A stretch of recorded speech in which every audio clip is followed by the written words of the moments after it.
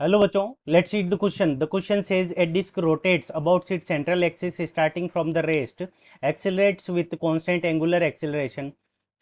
At one instant, it is rotating at 12 radian per second. After 80 radian of more angular displacement, its angular speed becomes 28 radian per second.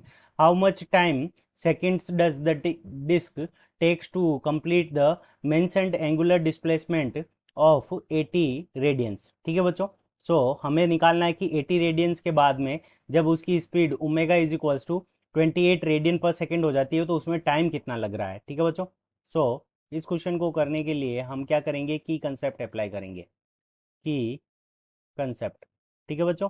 अब देखो हमें क्या दे रखा है कि बाद में जो एंगुलर स्पीड है उसकी वैल्यू हमें गिवन है, तो बाद वाली एंगुलर स्पीड को अगर हम ओमेगा माने, ठीक है बच्चों, तो यहाँ पे हमारा फॉर्मूला क्या लग जाएगा, omega square is equals to omega naught square plus 2 alpha theta. ठीक है बच्चों, अल्फा यहाँ पे क्या है, कांस्टेंट एंगुलर एक्सेलरेशन, और थीटा क्या है, एंगुलर डिस्प्लेसमेंट। ठीक है, यहाँ से हमारे पास में अल्फा की वैल्यू आ जाएगी बच्चों। फिर हम क्या करेंगे कि omega is equals to omega naught plus alpha t. तो यहाँ से हमारे पास में टाइम पीरियड की वैल्यू आ जाएगी। ठीक है बच्चों, सबसे पहले देखो हमारे पास में ओमेगा की वैल्यू कितनी दे रखी है, यानी बाद में कितनी हो जाती है स्पीड, तो 28 रेडियन पर सेकेंड, ये वैल्यू हमें गिवन है। और उसके अलावा हमें क्या गिवन है, ओमेगा नोट, यानी इनिशियल वैल्यू कितनी है, तो वो कितनी है 12 radian per second.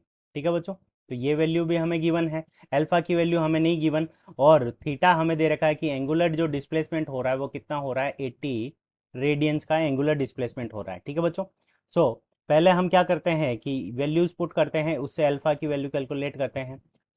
Omega square, तो 28 square is equals to 12 square plus 2 alpha multiplied by theta.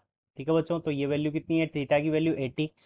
इसको जब हम सोल्व करेंगे तो यहाँ से हमारे पास में जो अल्फा की वैल्यू आ जाएगी वो कितनी आ जाएगी, 28 square minus 12 square divided by 2 को 80 से मल्टीप्लाई करेंगे तो यहाँ पे आ जाएगा नीचे डिवाइड के अंदर 160। ठीक है बच्चों, 28 का स्क्वायर 784 माइनस 12 का स्क्वायर 144, तो यहाँ से हमारे पास में वैल्यू आ जाएगी 640 डिवाइडेड बाई 160। यहाँ जीरो से ये जीरो कैंसिल हो जाएगा, 64 के अंदर 16 का डिवाइड देंगे तो यहाँ से हमारे पास में आ जाएगा 4 रेडियन पर सेकेंड स्क्वायर। ठीक है बच्चों, ये हमारे पास में अल्फा की वैल्यू आ गई। अब अल्फा की वैल्यू का यूज करके हम क्या कर सकते हैं कि टाइम पीरियड टी की वैल्यू कैलकुलेट कर सकते हैं। टाइम पीरियड टी की वैल्यू कैलकुलेट करने के लिए अल्फा की वैल्यू का यूज करेंगे। यहाँ से हमारे पास में आ जाएगा omega is equals to omega naught की वैल्यू कितनी गिवन है, 12 प्लस अल्फा, अल्फा की वैल्यू हमारे पास में कितनी है, 4 मल्टीप्लाइड बाई टी। ठीक है बच्चों, यहाँ से हमारे पास में टी की वैल्यू कितनी आ जाएगी, 28 minus 12 divided by 4 is equals to time period t. ठीक है बच्चों, यहाँ से हमारे पास में टाइम पीरियड टी की वैल्यू कितनी आ जाएगी, 4 सेकेंड्स। तो टाइम पीरियड जो टी लगेगा, टाइम पीरियड जो लग रहा है वो कितना लगेगा, तो 4 सेकेंड्स का टाइम लगेगा। 4 second is the correct answer of this question. I hope you understood it well. Best of luck, thank you.